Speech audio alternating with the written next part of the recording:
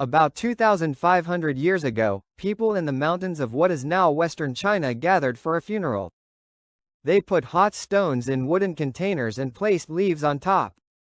As the leaves burned, the room filled with smoke, and the people inhaled it, feeling their minds shift into a strange state. Later, archaeologists found that these leaves were from cannabis, the same plant that over 100 million people still use today. But how did cannabis come to be? When and where did we first domesticate it, and why does it get us high? Cannabis evolved around 28 million years ago on the Tibetan Plateau. It started as a wild plant that diverged from hops, the plant used in beer. The rise of the Tibetan Plateau helped create the perfect environment for cannabis to grow, open, dry areas with little trees. Over time, cannabis spread east and west, reaching Europe around 6 million years ago and China around 1.2 million years ago. By the time humans came along, cannabis had already been growing in many parts of Eurasia. But it wasn't the same plant we know today, as humans have shaped it over thousands of years. The wild ancestor of cannabis is now hard to find, and cannabis tends to grow in the wild because it was once domesticated. This is why people sometimes call it weed. Its use has also been taboo in many cultures, making it hard to study its domestication history.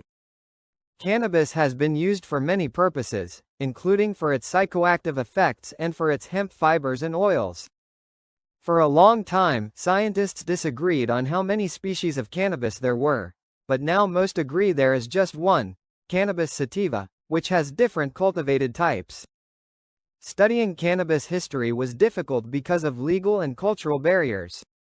But in 2021, researchers used genome sequencing to study 110 cannabis plants from around the world. They found that cannabis was first domesticated around 12,000 years ago in China, making it one of the oldest domesticated plants, even older than wheat, corn, or potatoes. Early cannabis was probably used for multiple purposes, with hemp and drug-type cannabis separating about 4,000 years ago.